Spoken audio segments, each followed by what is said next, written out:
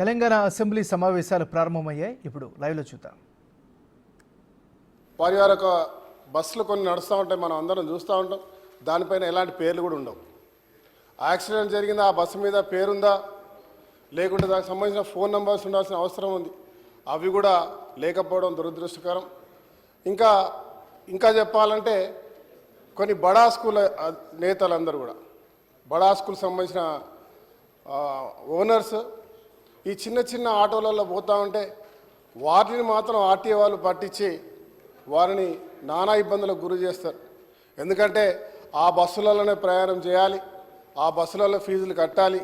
వాటికి ఎలాంటి ఫిట్నెస్ లేకున్నా, ఎలాంటి ప్రమాదాలు జరిగినా కూడా పట్టించుకోరు. కానీ ఆ ఆటోలు చిన్న చిన్న వ్యాపారం, వారు దానిపై పొట్టగుట్టుగురు చేసుకునే వారిపై ఇబ్బంది పెట్టే అధికారులపై చర్యలు తీసుకోవాల్సిందిగా నేను మంత్రి గారిని కోరుతా ఉన్నా.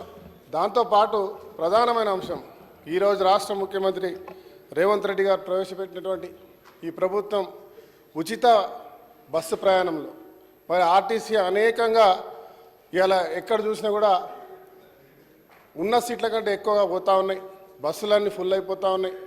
గతంలో పల్లెల నుంచి స్కూళ్ళకు పోవడానికి ఆర్టీసీ బస్సులలో విద్యార్థులకు బస్సులు పోయేటి. కానీ ఈరోజు దురదృష్టం, మరి అదృష్టమో నాకు అర్థం కాదు, బస్సులన్నీ ఫుల్ అయిపోయి ఈ స్కూల్ పోయే టైంకి బస్సులు పంపలేకపోతా ఉన్నారు. మినిస్టర్ గారిని ప్రత్యేకంగా కోరుతా ఉన్నా, ఆ పల్లె ప్రాంతాల్లో, రాష్ట్రంలో అనేక ప్రాంతాల్లో కొత్త బస్సులను కొని మరి ఇంకా కావాల్సినటువంటి ప్రయాణ సౌకర్యం విద్యార్థులతో పాటు ఇతరులకు కూడా మరి న్యాయం జరిగే విధంగా చేయాలి.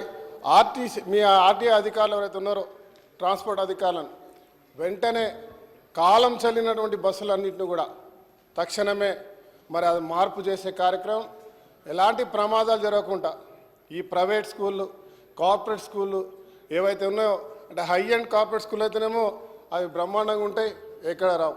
కానీ ఈరోజు పల్లెలలో, రాష్ట్రంలో, ఇలా హైదరాబాద్లో అనేక గలీలలో ఉన్నటువంటి చిన్న చిన్న స్కూల్స్ కూడా దాదాపు నాకు తెలిసి 8,000 పైన స్కూల్స్ ఉన్నాయి.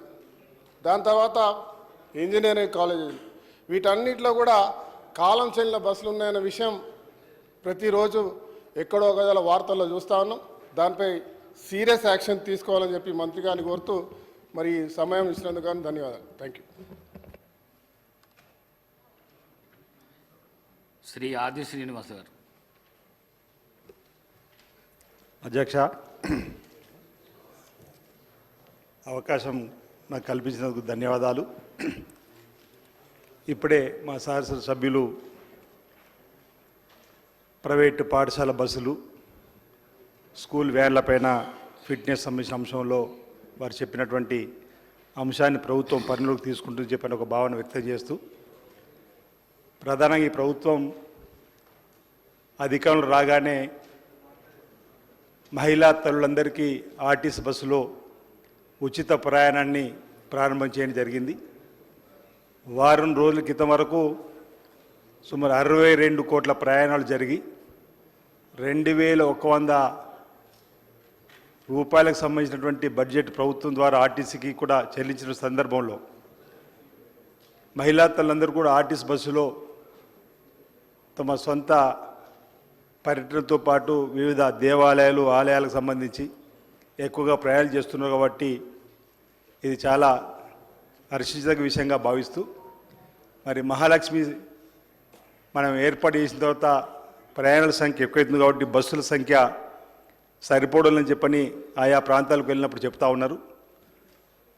గౌరవ మంత్రివారిని సందర్భంగా అడుగుతా ఉన్నా, కొత్తగా బస్సులు కొనుగోలు చేసి ఆయా డిపోలకు, ఆయా కొత్త రోడ్లకు ఇచ్చే అవకాశాన్ని పరిశీలిస్తున్నారు అనేది, ప్రజల పక్షాన కొత్తగా బస్సులను ఆయా రూట్లోకి కొనుగోలు చేసి పంపాల్సిన అవసరం ఉందనే భావన సందర్భంగా వ్యక్తం చేస్తూ